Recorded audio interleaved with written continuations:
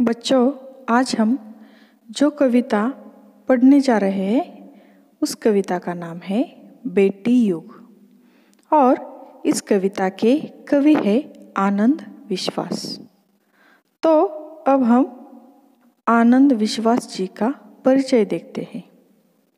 देखो, इनका जन्म जुलाई 1949 शिकोहाबाद उत्तर प्रदेश में हुआ है।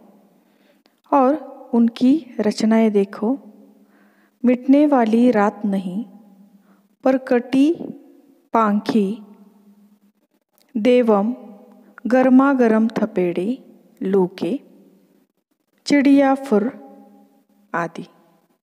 इनका परिचय देखो, आनंद विश्वास जी अंधविश्वास और मुश्किलों के ताप से पिघलते जीवन के प्रति विद्रोही स्वर रखने वाले कवि हैं।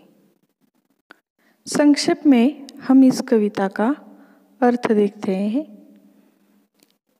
इस कविता में कवि श्री आनंद विश्वास हमें बताते रहे हैं कि जब हम बेटियों को पढ़ाएंगे, उन्हें समुचित शिक्षा देंगे, तो उनमें आत्मविश्वास बढ़ेगा।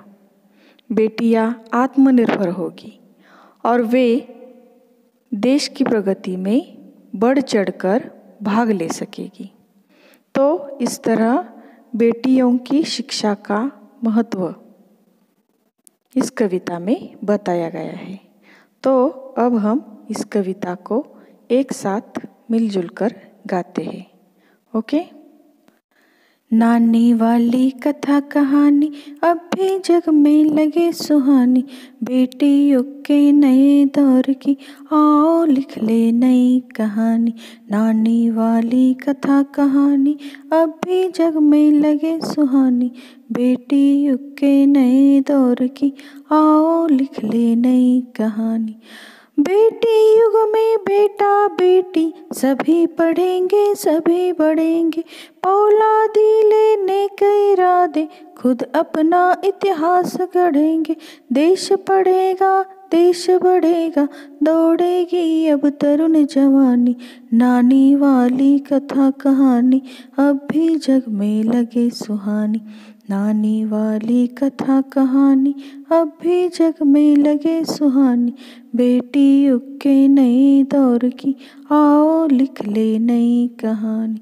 बेटा शिक्षित आधी शिक्षा, दोनों शिक्षित पूरी शिक्षा, हमने सोचा मनन करो तुम, सोचो समझो करो समीक्षा, सारा जग शिक्षामय करना हमने सोचा मन में ठानी। नानी वाली कथा कहानी अब भी जग में लगे सुहानी, नानी वाली कथा कहानी अब भी जग में लगे सुहानी, बेटी युग के नए दौर की आओ लिख ले नई कहानी।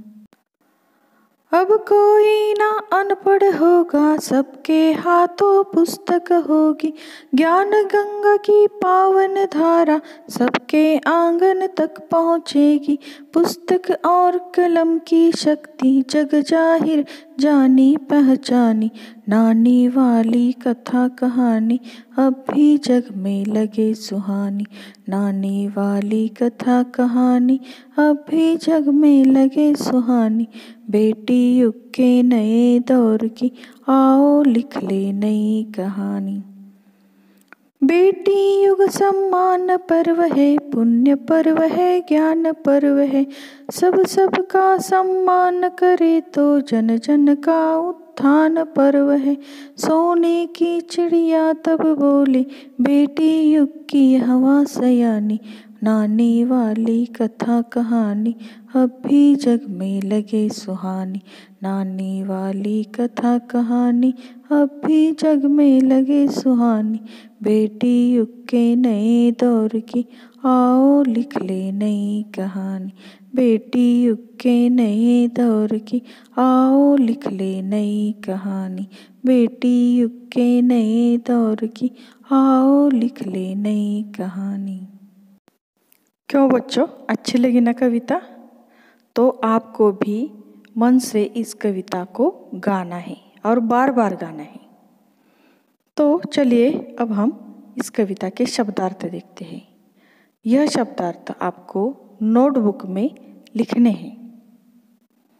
तो देखो, सुहानी अर्थात सुंदर, दौर अर्थात काल समय, पौलादी अर्थात मजबूत, नेक अर्थात भला अच्छा, इरादा अर्थात संकल्प, तरुण अर्थात युवा, मनन अर्थात सोचना, ठानना अर्थात पक्का करना, पावन अर्थात पवित्र, कलम अर्थात लेखनी, सम्मान अर्थात आदर, उत्थान अर्थात प्रगति, पर्व अर्थात त्योहार, सयानी अर्थात समझदार, समीक्षा अर्थात परीक्षण।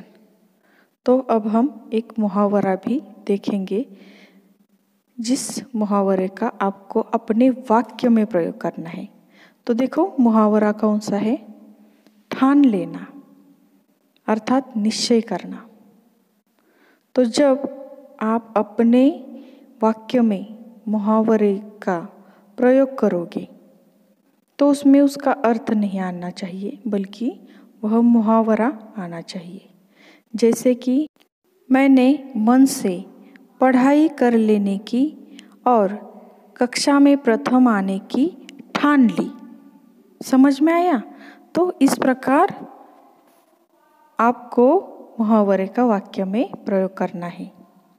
साथ ही आपको इस कविता को नोटबुक में लिखकर मुझे यह कविता और शब्दार्थ का फोटो भेजना है। और इस कविता को आपको बार बार गाना है। समझ में आया? तो इस कविता का जो भावार्थ है वह हम अगले वीडियो में देखेंगे। Okay, all the best, thank you.